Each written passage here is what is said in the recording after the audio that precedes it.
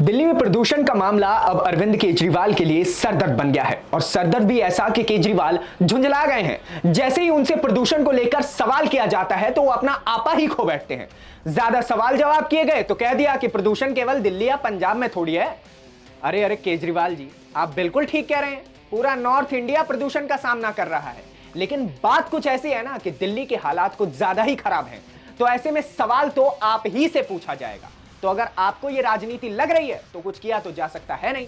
आपको पंजाब में जल रही पराली पर जवाब देना ही होगा, क्योंकि पहले आप छाती पीट पीट कर कहते थे कि पंजाब पराली बहुत जलाता है और राज्य सरकारें चाहे तो इसे रोक सकती हैं। तो अब क्या हुआ?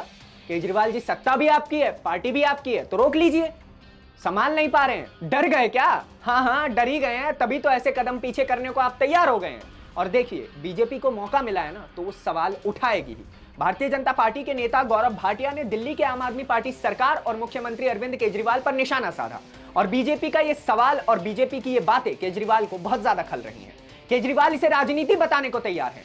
वो केजरीवाल जो राजनीति करने से कभी पीछे नहीं रहते, वही केजरीवाल कह रहे हैं कि प्रदूषण केवल दिल्ली या पंजाब में नहीं बल्कि पूरे उत्तर भारत में है। अब दिक्कत तो यह है कि अरविंद केजरीवाल की हर बात केंद्र सरकार पर आकर शुरू होती है और केंद्र सरकार पर जाकर खत्म हो जाती है। दिल्ली पर भी जब कोई बात आती है तो ये हाथ खड़े करके कह देते हैं कि इसमें हम क्या कर सकते हैं, केंद्र सरकार करेगी। खैर, मिला जुला के बात यह है कि प्रदूषण कम करने के लिए कुछ खास कदम उठाए नहीं जा रहे हैं। बाकी आपका क्या कहना है इस पूरे मामले को लेकर हमें कमेंट सेक्शन में बताइए। धन्यवाद, नमस्कार।